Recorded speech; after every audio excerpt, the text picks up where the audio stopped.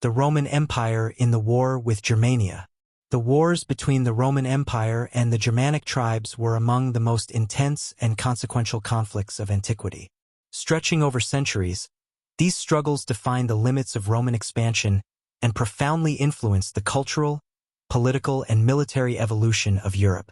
This narrative explores Rome's ambitions, strategies, setbacks, and ultimate legacy in its war with Germania. 1. The Roman vision of Germania. From the Roman perspective, Germania represented both opportunity and danger. Lying beyond the natural frontier of the Rhine and Danube rivers, the region was a land of dense forests, vast wetlands, and fiercely independent tribes. To the Romans, Germania was a barbaric frontier, its tribes viewed as uncivilized and disorderly. Traits the empire sought to subdue and civilize. Julius Caesar's campaigns in Gaul during the 1st century BCE marked Rome's first major interaction with the Germanic tribes.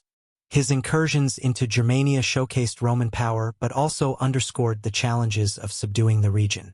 Caesar's account of the tribes, as recorded in Commentarii de Bello Gallico, painted them as noble savages, courageous, strong, and free, but lacking Roman discipline and governance. Despite this, Germania offered economic incentives. Access to raw materials like amber, fur, and slaves, as well as the promise of new territory for Roman settlement. These motivations would drive Rome to repeatedly push into Germanic lands. 2. Early encounters and the limits of expansion.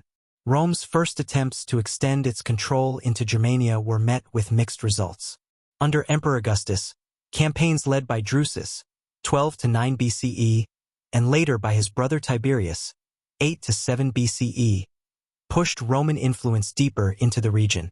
Drusus achieved notable victories, building forts and roads that demonstrated Roman engineering prowess and establishing temporary dominance over some tribes. However, these gains were tenuous. Germania's decentralized tribal structure made lasting conquest difficult. Unlike the more unified societies of Gaul or Hispania, the Germanic tribes were fragmented into hundreds of clans with shifting allegiances. Roman attempts to impose centralized control often faltered as tribes resisted taxation, conscription, and settlement policies. The lesson for Rome was clear. Germania would not be subdued through diplomacy or treaties alone. The region required a combination of military might and strategic alliances, but even these were fraught with challenges. 3. The disaster at Teutoburg Forest. The turning point in Rome's war with Germania came in AD 9 with the catastrophic defeat of 3 Roman legions under Publius Quinctilius Varus in the Teutoburg Forest. Varus, tasked with consolidating Roman control in the region, trusted his ally Arminius, a chieftain of the Cherusei who had been trained in Roman military tactics. Arminius betrayed Varus, leading the legions into an ambush in the dense forest. Over the course of 3 days, the Germanic tribes annihilated the Roman forces, killing over 20,000 soldiers and capturing the prized eagle standards of the legions. Varus, faced with the shame of defeat, committed suicide. The Teutoburg disaster sent shockwaves through the Roman Empire. Emperor Augustus reportedly lamented, "Quintili ver, legions red, Quintilius Varus, give me back my legions." It marked the end of Roman attempts to conquer Germania east of the Rhine. The Rhine River became the de facto boundary of the empire, and Germania remained unconquered. 4. Rome's retaliation, the campaigns of Germanicus. Rome did not accept the loss at Teutoburg lightly. From AD 14 to 16, Germanicus, the adopted son of Emperor Tiberius, led punitive campaigns into Germania to avenge the defeat and recover the lost eagle standards. Germanicus used a combination of overwhelming force, tactical ingenuity, and psychological warfare to strike deep into Germanic territory.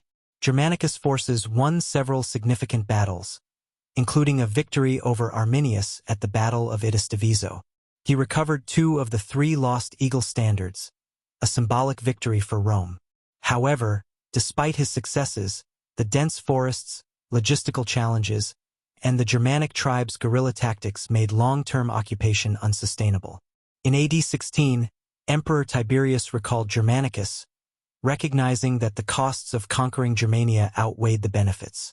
The decision marked a strategic shift in Roman policy, prioritizing consolidation and defense over expansion. 5.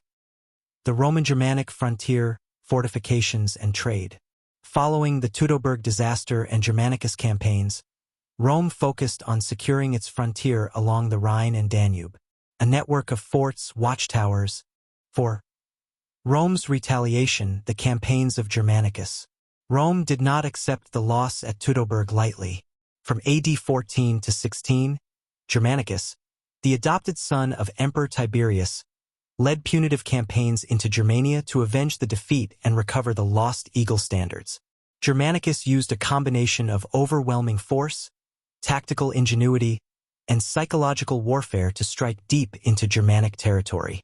Germanicus' forces won several significant battles, including a victory over Arminius at the Battle of Idistavizo. He recovered 2 of the 3 lost Eagle standards, a symbolic victory for Rome. However, despite his successes, the dense forests, logistical challenges, and the Germanic tribes' guerrilla tactics made long-term occupation unsustainable. In AD 16, Emperor Tiberius recalled Germanicus, recognizing that the costs of conquering Germania outweighed the benefits. The decision marked a strategic shift in Roman policy, prioritizing consolidation and defense over expansion. 5. The Roman-Germanic frontier, fortifications, and trade. Following the Teutoburg disaster and Germanicus campaigns, Rome focused on securing its frontier along the Rhine and Danube. A network of forts, watchtowers, and roads known as the limes was established to monitor and defend the border. These fortifications were more than military outposts. They became hubs of economic and cultural exchange. Trade flourished along the frontier, with Germanic tribes exchanging amber, fur, and livestock for Roman wine, weapons, and pottery. Roman cities like Cologne, Colonia Claudia era Agrippinensium, and Mainz, Mogontiacum, grew into thriving centers of commerce and Roman culture. The limes symbolized a new approach to Germania. Instead of outright conquest, Rome sought to influence the tribes through trade, diplomacy, and cultural integration. Over time, this strategy led to a degree of Romanization among some tribes, particularly those closest to the border. 6. The role of Germanic auxiliaries. Despite their reputation as Rome's enemies, many Germanic tribes served as allies and auxiliaries in the Roman army. These warriors brought unique skills, particularly in cavalry and light infantry roles, which complemented the heavy discipline of the Roman legions. Germanic auxiliaries played crucial roles in Roman campaigns across the empire, from Britain to the Middle East. Their service often came with rewards, including Roman citizenship, land, and wealth. However, the relationship was not without tension. The Batavian Revolt of AD 69–70, led by Gaius Julius Civilis, highlighted the risks of relying on tribal allies who could quickly turn against Rome. 7. The migration period and the end of Roman control. By the 4th and 5th centuries AD, the dynamics of the Roman-Germanic relationship shifted dramatically. External pressures, particularly the arrival of the Huns, forced many Germanic tribes to migrate into Roman territory. Tribes like the Visigoths, Ostrogoths, and Vandals initially sought refuge within the empire but often clashed with Roman authorities. The Visigoths, under Alaric, famously sacked Rome in AD 410, a symbolic blow to the empire's prestige. The Vandals later seized control of North Africa, while the Ostrogoths established a kingdom in Italy. These events marked the gradual dissolution of the Western Roman Empire, replaced by Germanic kingdoms that adopted and adapted Roman institutions. 8. Legacy of the Roman-Germanic Wars. The Roman-Germanic Wars had far-reaching consequences for European history. While the wars ended Rome's expansionist ambitions in Germania, they also established the Rhine and Danube as enduring cultural and political boundaries. The hybrid societies that emerged from the conflict, most notably the Frankish Empire under Charlemagne, blended Roman administrative practices with Germanic traditions. These kingdoms laid the foundation for medieval Europe, preserving elements of Roman law, language, and governance. For the Germanic tribes, the wars were a crucible of identity. Their resistance to Rome fostered a sense of independence and unity that shaped their subsequent kingdoms. Leaders like Arminius became symbols of defiance, celebrated in later centuries as heroes of German nationalism. Conclusion: a clash that shaped Europe.